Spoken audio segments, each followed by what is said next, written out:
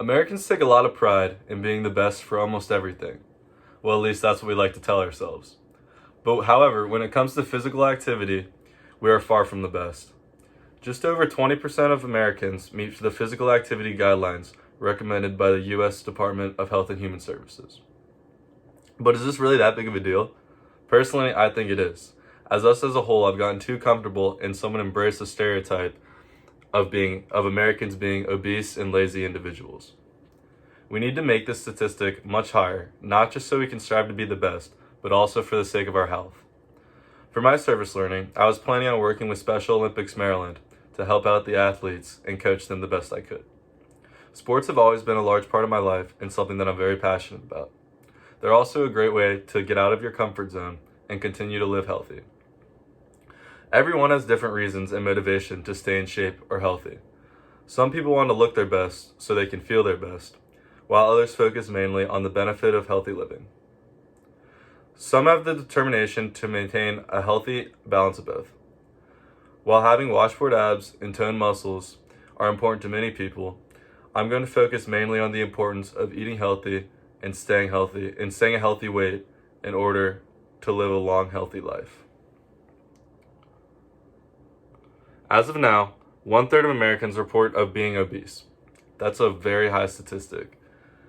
Obesity raises the chances of chronic and heart diseases. It is now 2020 and we're educated more than ever. I'm sure all of us have heard the negative impacts that come along with smoking cigarettes, but we haven't heard all the negative impacts that come along with being unhealthy.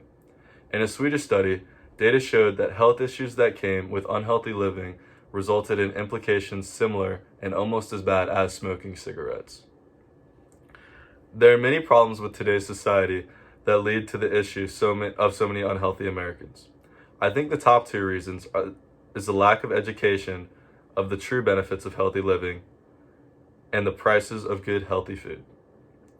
If Americans made it a priority to run or get some form of exercise at least 4 times a week, I believe the percentage of obese Americans would decrease. That would cause the numbers of obesity-related deaths and injuries doing the same. Also, Americans need to change their diets, which often contain fast food and processed foods. But this leads me into my second issue, the lack of good food. Some citizens are unable to afford foods that are healthy for you, so they resort to cheaper foods and processed foods like chips and cookies instead of more expensive things like fruits and vegetables. A healthy diet emphasizes vegetables, fruits, whole grains, and fat-free or low-fat dairy products. It also includes lean meats, poultry, fish, beans, eggs, and nuts, while limiting saturated and trans fats, sodium, and added sugars. All of these are in controlled portions.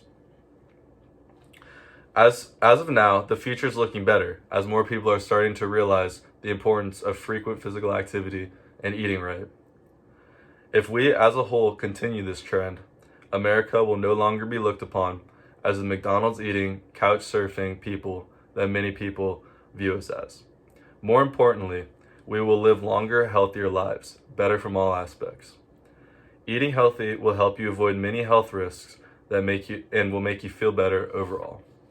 Working out regularly can reduce your stress symptoms of mental health conditions like depression and anxiety, and will help with recovery from mental health issues.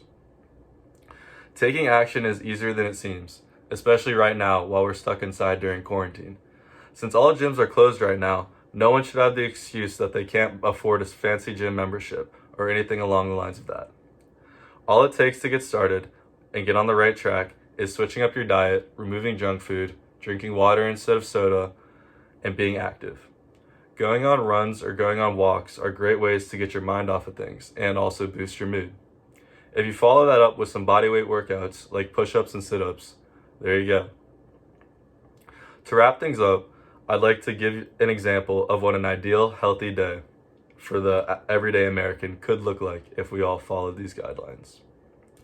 Waking up at a reasonable time after getting a healthy amount of sleep the night before, and following that by eating a healthy breakfast, which includes dairy, fruits, proteins, and grains. This could be something like a whole wheat peanut butter toast, yogurt, and a glass of OJ. After letting your food digest, probably about an hour later, set aside about 30 minutes to go on either a walk or a run. After your run, you can eat a healthy snack consisting of dairy and or fruits.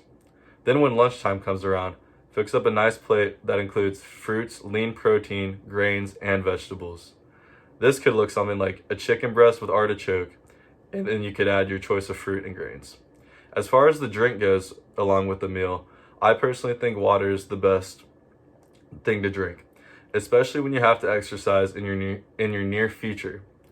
After your lunch digest, try to find another 30 or 45 minutes in your day to do some cardio or body weight workouts. Lastly, finish your day with a nice dinner of protein, vegetables, and grain. It is important to refuel your body and replenish the energy you have wasted.